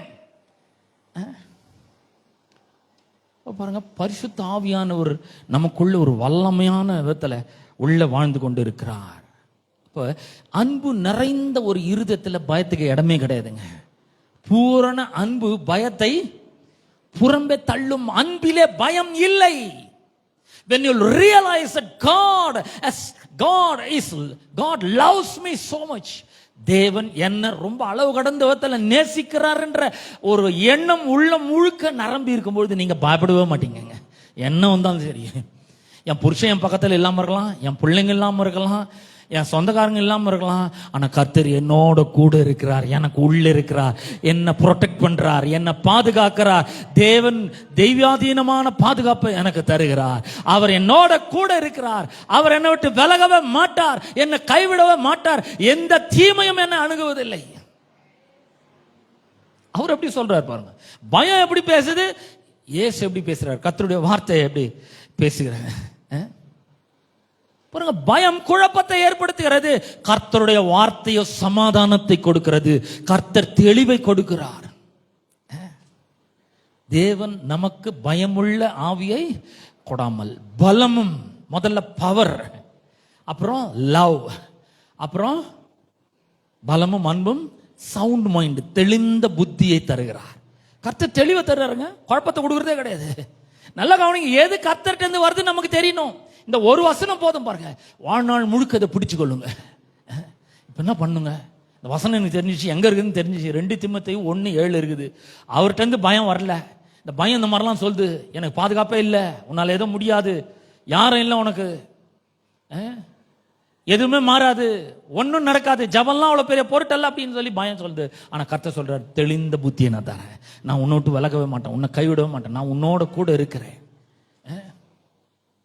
இப்ப நாம் என்ன பண்ணோம், we must stand up and declare the word of God. நம்முடைய வீட்டில் எழுந்து நின்று வார்த்தையை அறிக்கை செய்கிறவர்களாக இருக்க வேண்டும். தைரியமா பேசணுங்க. வாயை திறக்காத வரைக்கும் ஒன்னும் நடக்க போறது கிடையாது. வாயை திறக்கணும், பேசணும், கர்த்தருடைய வார்த்தையை பேச வேண்டும். You must open your mouth and speak the word in faith. Speak the name and declare the name of Jesus with authority. ஒரு அதிகாரத்தோட இயேசுவின் நாமத்தை பயன்படுத்தணும். ஒரு விசுவாசத்தோட கர்த்தருடைய வார்த்தையை பேச வேண்டும். இப்ப நாம எப்படி பேசுறதுன்ற இப்ப நம்ம பேசி பேசி பழக போறோம். இப்ப நான் சொல்லி கொடுக்குறேன், என் பின்னாடி நீங்க சொல்லுங்க, எல்லாரும் கரங்களை உயர்த்துவோம். பயமே, பயத்தின் ஆவியே, நீ தேவனிடத்திலிருந்து வரவில்லை, உனக்கு என் வீட்டில் இடம் இல்லை, நான் உன்னை புறக்கணிக்கிறேன், என்னுடைய வீடு வல்லமையினால் நிரம்பி இருக்கிறது, தேவ பிரசன்னத்தினால் நிரம்பி இருக்கிறது, தேவ அன்பினால் நிரம்பி இருக்கிறது, தெளிந்த புத்தியினால் நிரம்பி இருக்கிறது. பயமே, உனக்கு என் வீட்டில் இடமே கிடையாது, பயமே, உனக்கு என் வாழ்க்கையில இடம் இல்லை சொல்லணும். வெறும் இங்க மட்டும் கிடையாது, வீட்லயும் சொல்லணும். ரொம்ப அதிகமா பயம் வரும்பொழுது, when fear grips your heart and mind, you must open your mouth. விசுவாசத்துல நட, என் அன்புல நட, என் வாக்குத்தத்தத்தை நோக்கி பாரு. அப்ப சங்கிலி, பயம் என்னும் சங்கிலி முறியும். தேவ சமாதானத்தினாலே உன்னுடைய இருதயம் நரம்புன்னு சொல்றாரு. எத்தனை பேர் சொல்றீங்க இன்னைக்குல நான் பேசுவாங்க, இவ்வளவு நாள் தெரியாம போயிடுச்சு, இந்த கோவம் எதுக்கு வருதுன்னு எனக்கு தெரியல, பிசாசு வேலை செஞ்சுன்னு இருக்கிறான், இப்ப எனக்கு விளங்குது நல்லா. கோவத்துல வார்த்தைகளை அள்ளி கொட்டிடுவேன், குழப்பம் உண்டாகும், வீட்டுல சண்டை உண்டாகும், ஒரு டிஸ்ஹார்மனி, இணக்கம் இல்லாத ஒரு வீடாக, சமாதான குலைச்சல் உள்ள வீடாக, கூக்கரல் நிறைந்த வீடாக என் வீடு இருக்குங்க. இனிமேல் அந்த மாதிரி இருக்காது, நான் தீர்மானம் பண்ணிட்டேன். என்ன பிரச்சனைன்னு எனக்கு தெரியுது. எங்க அப்பா இல்லை, எங்க அம்மா இல்லை, எங்க பிள்ளைங்க கிடையாது, என்னுடைய சகோதரர் கிடையாது, என்னுடைய வேலை ஸ்தலத்தில் இருக்கிற பாஸ் இல்லை, டீம் லீடர் இல்லை, பிசாசு எனக்கு எதிராக வேலை செய்து கொண்டிருக்கிறான். பயம் சொல்லுது, you are not safe, nothing is going to happen, nothing is going to change. இதெல்லாம் பயம் சொல்லுது. கர்த்தர் சொல்றாரு, பலமும் அன்பும் தெளிந்த புத்தியும் உள்ள ஆவியை கர்த்தர் நமக்கு தந்திருக்கிறார். ஆமென். கர்த்தர் அப்படிப்பட்ட ஒரு அற்புதத்தை நம்முடைய வாழ்க்கையில செய்ய ஆயத்தமாய் இருக்கிறார். நீங்க விசுவாசத்தோடு பேசும்பொழுது, வார்த்தையை பேசும்பொழுது, நீங்கள் கர்த்தருடைய இயேசு கிறிஸ்துவினுடைய நாமத்தை அதிகாரத்தோடு பேசும்பொழுது நிச்சயமாக இதெல்லாம் நடக்கும். ஆமென். எத்தனை பேர் சொல்றீங்க இன்னைக்கே நான் வரட்டுவாங்க, பிசாசை என் வீட்டை விட்டு, என் வாழ்க்கை விட்டு ஓட ஓட வரட்டுவேன், அவனை விட்ட மாட்டேன். ஏன்னா அவன் ஒன்னுத்துக்கு தான் பயப்படுவான். எப்படி சின்ன குழந்தை கேண்டில் ஊத்தினா பயப்படுமோ, அது மாதிரி அவன் கர்த்தருடைய வார்த்தை எடுத்தாதாங்க பயப்படுவான். அவன் வார்த்தை எடுத்து விசுவாசத்தோட வாயில வச்சு பேச போறேன், என் வீட்டுல சமாதானத்தை உண்டு பண்ண போறேன், என்னுடைய வீடு பலத்தினால் நிரம்பட்டும், தேவ பிரசன்னத்தினால் நிரம்பட்டும், சமாதானத்தினால் நிரம்பட்டும், சுகத்தினால் நிரம்பட்டும், விடுதலையினால் நிரம்பட்டும், அற்புதத்தினால் நிரம்பட்டும். எத்தனை பேர் சொல்றீங்க? நான் சொல்றேன், நிச்சயமாக வரும் நாட்களில் இதெல்லாம் நடக்கும் கண்டிப்பா உங்களுடைய வீட்டில். ஆமென். நம்ம அனைவரும் எழுந்து நிற்போம், ஜெபிக்க போகிறோம். ஜெபிச்சு முடிச்ச பிறகு ஒரு 5 மினிட்ஸ் இருங்க, திருவிருந்து இருக்கு நமக்கு. கர்த்தர் இந்த திருவிருந்துக்கு நேராக நம்ம நடத்துவார், அதை நம்ம பண்ணுவோம். முதல்ல ஜெபிப்போம், எல்லாரும் எழுந்து நிற்போம், எல்லாம் எழுந்து நிற்போம். கேட்ட சத்தியத்துக்காக கர்த்தருக்கு நாம் நன்றி செலுத்துவோம். கேட்ட சத்தியத்துக்காக கடவுளுக்கு நன்றி சொல்லுவோம். அன்பின் பிதாவே, உம்முடைய குமாரனாகிய இயேசு கிறிஸ்துவின் நாமத்திலே உம்மண்டை நாங்கள் வருகிறோம். அற்புதமான மனம் மகிழ்ச்சி நாளுக்காக உமக்கு ஸ்தோத்திரம். ஆண்டவரே, இந்த நாளிலே ஆண்டவரே, தேவாதி தேவன், கர்த்தாதி கர்த்தர், நாங்கள் வெற்றி பெறும்படியாக அற்புதமான சத்தியங்களை எங்களுக்கு நீர் கற்றுக் கொடுக்கிறதற்காக உமக்கு ஸ்தோத்திரம். ஆண்டவரே, பயம் ஒரு ஆவி ஆண்டவரே, அந்த பயம், நாங்கள் சேஃபா இல்லை, எதுவுமே மாறாது, எதுவும் நடக்க போறது கிடையாது, ஒன்றும் மாற போறது கிடையாது வாழ்க்கையில.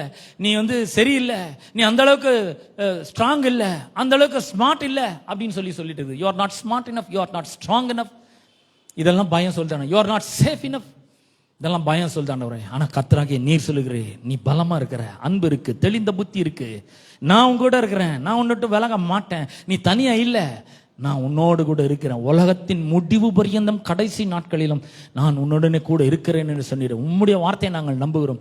ஆண்டவரே, தேவன் எங்களுக்கு பயமுள்ள ஆவியை கொடுக்கல, அதை நாங்கள் ரிஜெக்ட் பண்றோம், எங்க வீட்டில இருந்து விரட்டி அடிக்கிறோம், எங்களுடைய வாழ்க்கையில இருந்து விரட்டி அடிக்கிறோம், பயம் சொல்லுகிற பொய்களை நாங்கள் நம்ப மறுக்கிறோம். ஆண்டவரே, இயேசுவின் நாமத்தினாலே கர்த்தருடைய வார்த்தையை விசுவாசத்தோடு அறிக்கை செய்கிறோம். இயேசுவின் நாமத்தை ஆண்டவரே அதிகாரத்தோடு பேசுகிறோம். ஆண்டவரே, பேசி டிக்ளேர் பண்ணி எங்களுடைய வீடுகளில் இருந்து ஆண்டவரே, வீடுகளிலே சமாதானத்தையும் சுகத்தையும் பலனையும் ஜீவனையும் நல்வாழ்வையும் வெற்றியும் ஜெயத்தை நாங்கள் உண்டு பண்ணுகிறோம். ஆண்டவரே, அதற்காக நீர் எங்களை ஆசீர்வதிக்கும்படியாக நாங்கள் ஜெபிக்கிறோம். தொடர்ந்து மக்களை ஆசீர்வதியும். துதி கனம் மகிமை எல்லாவற்றும் ஒருவருக்கே நாங்கள் செலுத்துகிறோம். இயேசுவின் நாமத்தில் ஜெபிக்கிறோம் பிதாவே, ஆமேன் ஆமேன். தயவு செய்து உட்காருவோம் ஒரு 5 நிமிஷம். போதகர் எஸ்ரா அவர்கள் கம்யூனியனுக்கு நேராக நம்ம நடத்துவார். Please be seated. Within 5 minutes we will be close this service.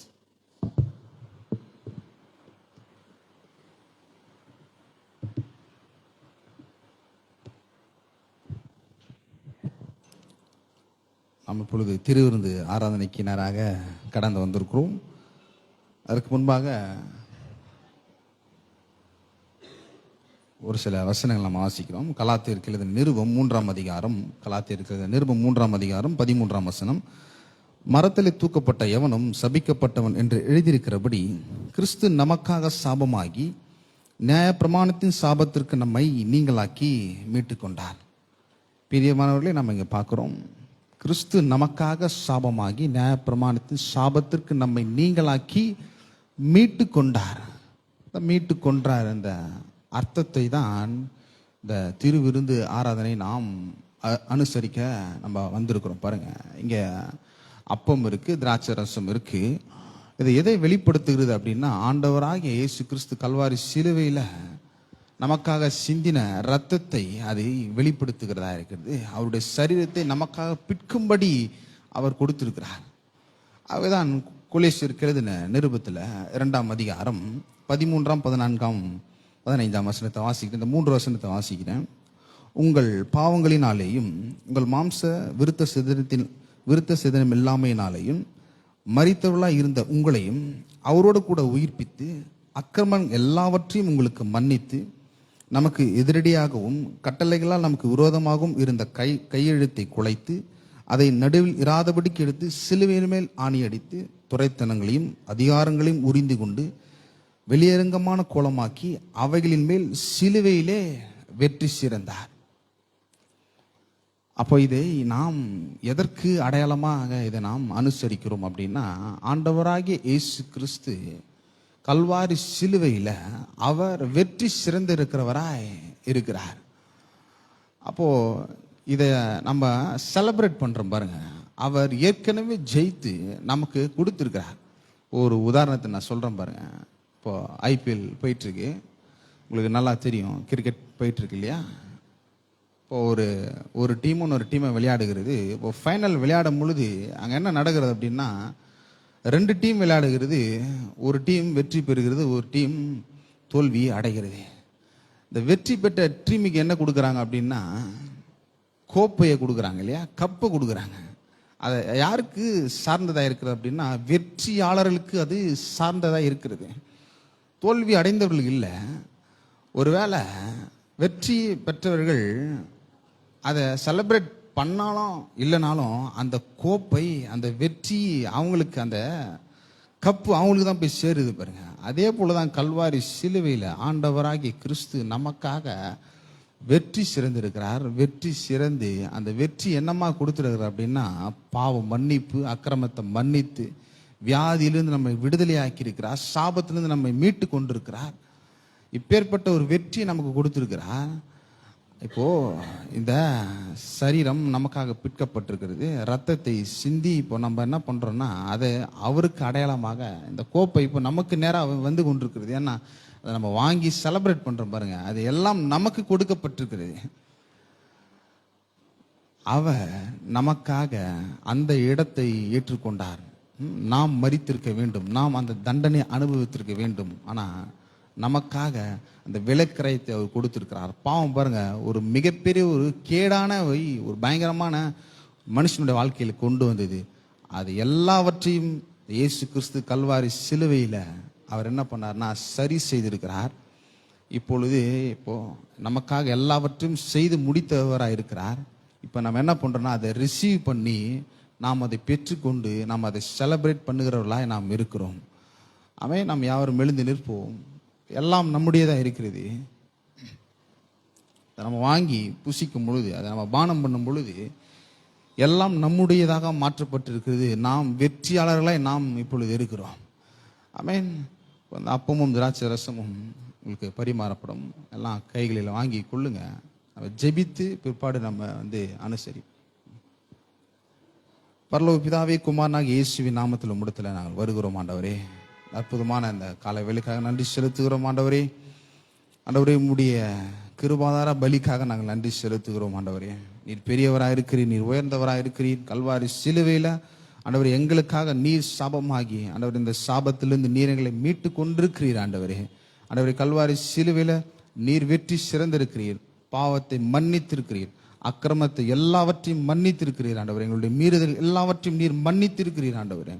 வியாதிகளை குணமாக்கி இருக்கிறீர் ஆண்டவரே. எங்களை ஆபிரகாமுக்கு உண்டான ஆசீர்வாதத்தில் நீர் எங்களை நிரப்பியிருக்கிறதற்காக நன்றி செலுத்துகிறோம் ஆண்டவரே. ஆண்டவரே, பழுதற்ற ஒரே பலியை உம்முடைய குமாரனை மூலியமாக கொடுத்து அவருக்குள்ள நீர் எங்களை பரிசுத்தம் உள்ளவர்களாக, பரிபூர்ணம் உள்ளவர்களாக நீர் நிலை நிறுத்தியதற்காக நாங்கள் நன்றி செலுத்துகிறோம். அப்பத்தை நாங்கள் பானம் பண்ணும் பொழுது ஆண்டவரே, இந்த ரசத்தை நாங்கள் பானம் பண்ணும் பொழுது எல்லாவற்றையும் நாங்கள் அந்த வெற்றியை நாங்கள் எடுத்துக்கொள்ளுகிறோம். எங்களுடையதாக மாற்றப்பட்டதுக்காக நாங்கள் நன்றி செலுத்துகிறோம் ஆண்டவர். தைரியமாக உம்முடைய சமூகத்தில் ஆண்டவர், உம்முடைய ராஜ்யத்துக்குள்ள எங்களுக்கு பிரவேசிக்கக்கூடிய ஸ்லாக்கியத்தை இந்த கல்வாரி சிலுவை மரணம் கொடுத்ததற்காக நாங்கள் நன்றி செலுத்துகிறோம். நீ பெரிய காரியங்களை செய்வீராக. இயேசுவின் நாமத்தை நாங்கள் ஜெபிக்கிறோம். ஆமென், ஆமென்.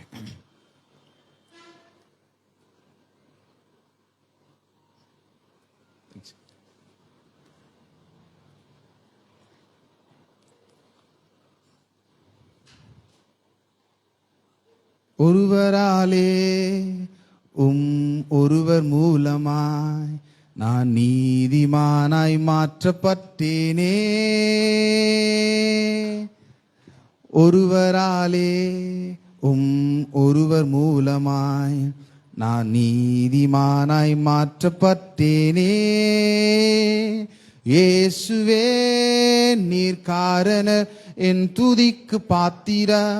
இயேசுவே நீர் காரணர் எல்லா மகிமைக்கு பாத்திரா.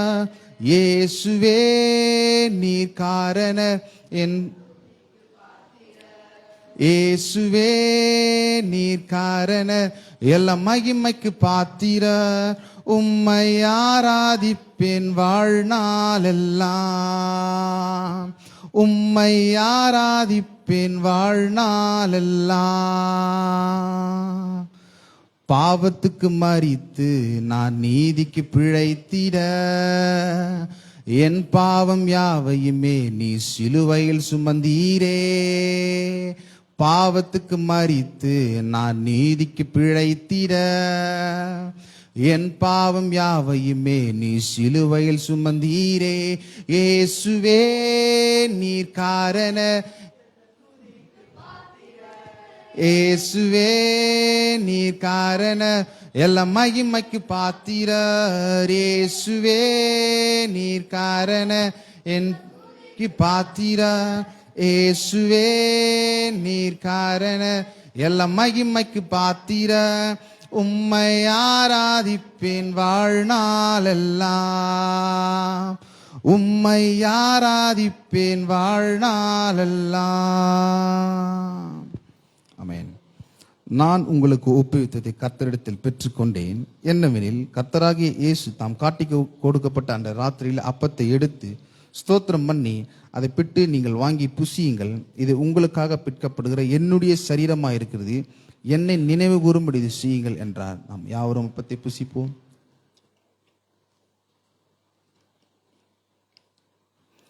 போஜனம் பண்ணின பின்பு அவர் அந்தபடியே பாத்திரத்தையும் எடுத்து, இந்த பாத்திரம் என் இரத்தத்தினால் ஆகிய புதிய உடன்படிக்கையா இருக்கிறது.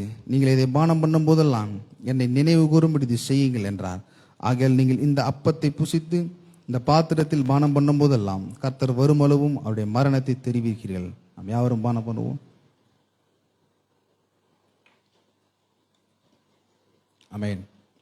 நாம் யாவரும் கண்களை மூடி நன்றி செலுத்துவோம். ஏன்னா அவர் ஏற்கனவே நமக்கு எல்லாவற்றையும் கிறிஸ்துவின் மூலியமாக நமக்கு மீட்டு கொடுத்திருக்கிறார். நாம் அதை ரிசீவ் பண்ணியிருக்கிறோம், நம்ம வாங்கியிருக்கிறோம். ஆகவே இங்கிருந்து நம்ம போகும்பொழுது நன்றி உள்ள ஒரு உணர்வோடு, அதை நம்ம பெற்றுக்கொண்ட ஒரு உணர்வோடு நாம் செல்வோம். ஸ்தோத்திரம் ஆண்டவரே. பிதாவே, அன்பின் தேவனே, நீர் நல்லவராக இருக்கிறீர் ஆண்டவரே. நீர் இரக்கத்தின் தேவனாக இருக்கிறீர். நீர் கிருபையின் தேவனாக இருக்கிறீர் ஆண்டவரே. எங்கள் மீது அன்பு வைத்திருக்கிறதற்காக நன்றி செலுத்துகிறோம் ஆண்டவரே. ஆண்டவரே, நீர் எங்களுக்கு கொடுத்திருக்கிற ஆண்டவரே அந்த ஸ்லாக்கியத்திற்காக நன்றி ஆண்டவரே. எங்களை இப்போ பிள்ளைகளாய் நீர் மாற்றி இருக்கிறீர், அதற்காக நாங்கள் நன்றி செலுத்துகிறோம் ஆண்டவரே. ஆண்டவரே, எங்களுடைய ஸ்தானத்தை நீர் எடுத்துக்கொண்டு நாங்கள் தேவனுடைய நீதியாகும்படி கிறிஸ்துவை ஆண்டவரே எங்களுக்காக நீர் ஒப்பு கொடுக்கப்பட்டு அதற்காக ஸ்தோத்திரம் ஆண்டவரே. நீர் பெரிய காரியத்தை எங்களுடைய வாழ்க்கையில நீர் செய்ய போறதற்காக நன்றி செலுத்துகிறோம் ஆண்டவரே. நீர் ஆண்டவரே பலமும் அன்பும் தைரியத்தினுடைய அந்த ஆவி நீர் எங்களுக்கு கொடுத்திருக்கிறீர், இதற்காக நன்றி செலுத்துகிறோம் ஆண்டவரே. பரிசுத்த ஆவியானவர் உள்ள ஆண்டவர் வல்லமையான விதத்தில் நீர் கிரியை செய்வீராக ஆண்டவரை. கேட்ட சத்தியத்திற்காக நாங்கள் நன்றி செலுத்துகிறோம்.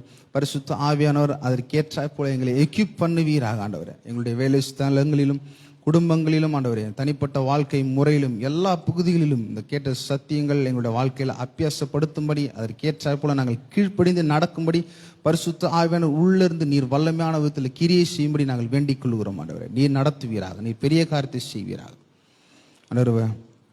தேவையோடு வந்திருக்கிறவர்களுக்காக நாங்கள் ஜெபிக்கிறோம். அவருடைய தேவைகள் சந்திக்கப்படட்டும் ஆண்டவரே. சுகத்தை நீர் அவளுக்கு கொடுப்பீராக, பாதுகாப்பை நீர் அவளுக்கு கொடுப்பீராக ஆண்டவரே. இங்கிருந்து போகும்போது நீர் அவர்களை பாதுகாத்து வழி நடத்துவீராக. அல்ல துதி கன மகிமைமுக நாங்கள் செலுத்துகிறோம். இயேசுவின் நாமத்தை நாங்கள் ஜெபிக்கிறோம். ஆமென்.